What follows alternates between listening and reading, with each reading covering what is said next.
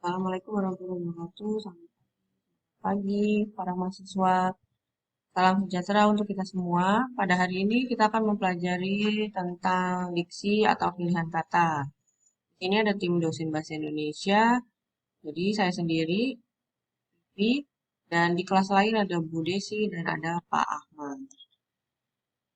Dan dari mata kuliah ini kita akan mempelajari tentang pemilihan kriteria kata. Kriteria kata itu dilihat dari ketepatannya, kecermatan, dan keserasian.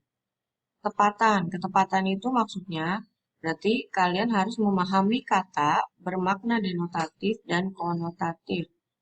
Denotatif itu makna yang sebenarnya, konotatif adalah makna yang tidak sebenarnya. Kita juga harus memahami tentang kata-kata bersinonim.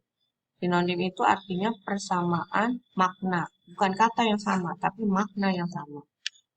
Makna denotatif yang menunjukkan kepada suatu acuan konsep.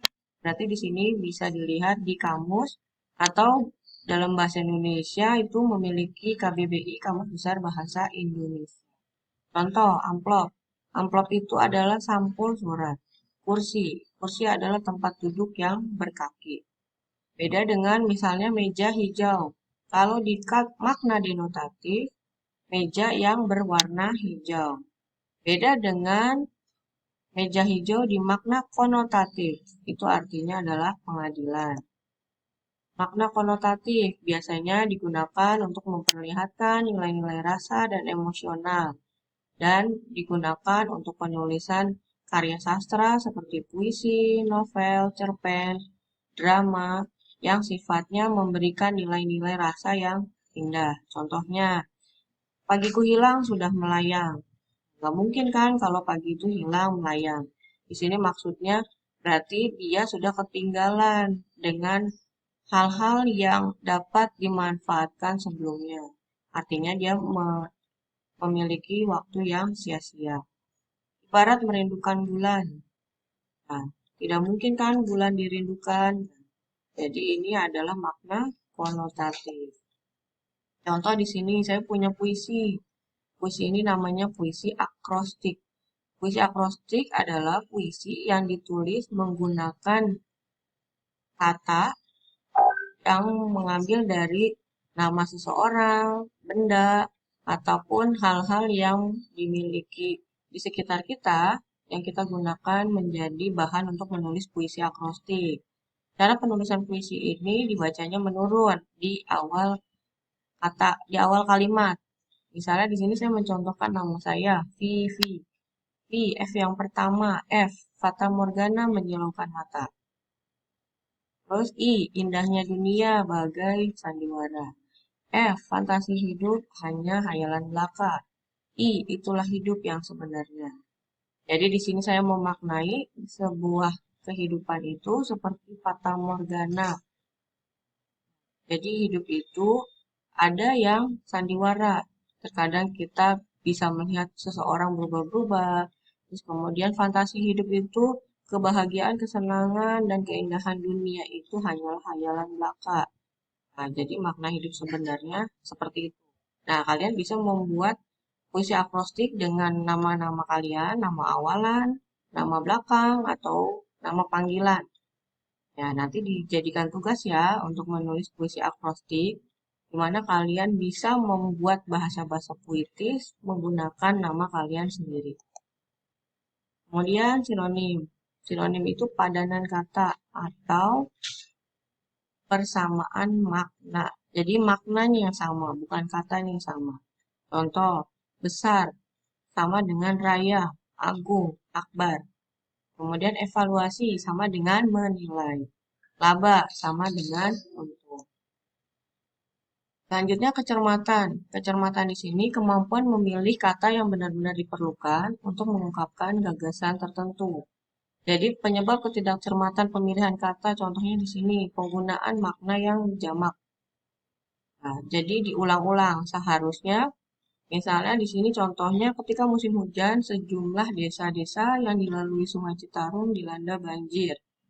Sejumlah itu sudah menyatakan banyak, desa-desa juga banyak. Jadi penggunaan makna jamak di sini ada yang tidak tepat. Mau gunakan sejumlah atau menggunakan kata desa-desa. Jadi yang benar adalah ketika musim hujan, desa-desa yang dilalui Sungai Citarum dilanda banjir. Atau ketika musim hujan, sejumlah desa yang dilalui Sungai Citarum dilanda banjir. Contoh kedua, penggunaan kata yang memiliki kemiripan. Kita harus bekerja keras agar supaya dapat mencapai cita-cita. Agar dan supaya ini kan memiliki makna yang sama, sehingga tidak usah digunakan dalam satu kalimat.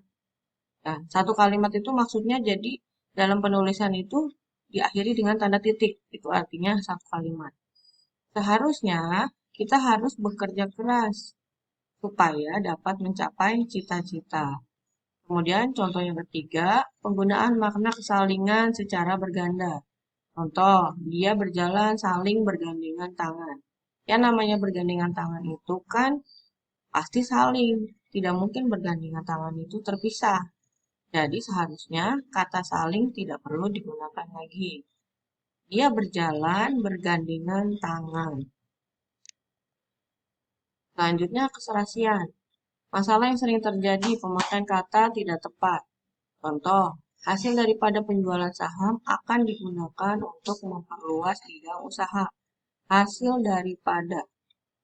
Kata daripada seharusnya adalah hasil dari penjualan saham. Contoh yang kedua, pemakaian kata berpasangan. Jadi kata ini berpasangan kalau ingin digunakan dalam sebuah kalimat. Saya ingatkan kembali, kalimat itu adalah yang diakhiri tanda titik. Jadi satu kali titik itu satu kalimat. Contoh, baik dihubungkan dengan kata maupun, bukan melainkan, antara dan. Saya berada antara dia dan kamu, misalnya gitu. Contoh ketiga, kehematan kata. Tadi ada contoh kan agar supaya, tidak boleh. Mulai sejak pagi, harusnya bukan mulai sejak dari pagi, saya menunggumu di sini. Harusnya sejak pagi saya menunggumu di sini. Nah, di sini ada tugas-tugas yang harus kalian kerjakan. Saya punya beberapa kata. Apakah kata dan kalimat tersebut sudah benar atau masih salah? Silahkan diperbaiki. Di sini ada diksi, pemilihan kata. Ada beberapa kata yang seharusnya apa benar atau tidak dalam kata baku bahasa Indonesia. Nah, di sini ada pilihannya, ada kata atlet, atlet, kualitas, kualitas, kwitansi atau kwitansi, terampil, terampil, hipotesa, hipotesis, khutbah, khotbah, hakikat, hakikat, kementerian, kementerian, junior, junior, utang, atau hutang. Ya, demikian pertemuan kita pada materi diksi atau pilihan kata. Selanjutnya akan dijelaskan lagi tentang penggunaan huruf kapital, tanda titik, tanda koma, tanda baca lainnya, dan ejaan. Terima kasih. Selamat siang. Wassalamualaikum warahmatullahi wabarakatuh.